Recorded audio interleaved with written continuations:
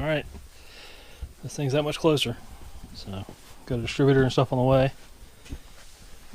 Just needs oil pan. But,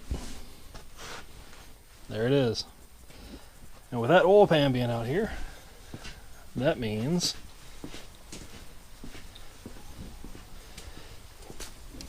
this is out of the car. And I figured out why it grenaded. The stupid plastic Ford timing gear garbage. Like, it was full of crap.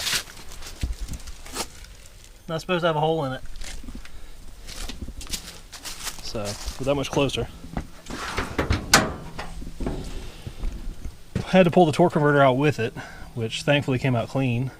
And then pull the flex plate and everything off once I had it out on the ground. Got that back in there, and it's seated surprisingly nicely. So now I just got to get these manifolds off, which somebody decided to break before I got it, and hopefully see how the headers fit. I'm not sure on that driver's side. We'll see how that goes. But good headway. Hopefully get this thing on the road soon. I even test fit the Lincoln Town Car wheels a minute ago, and I'm liking how it looks. Might see if I can throw a picture in here. We'll see if that works. But getting there. More to come.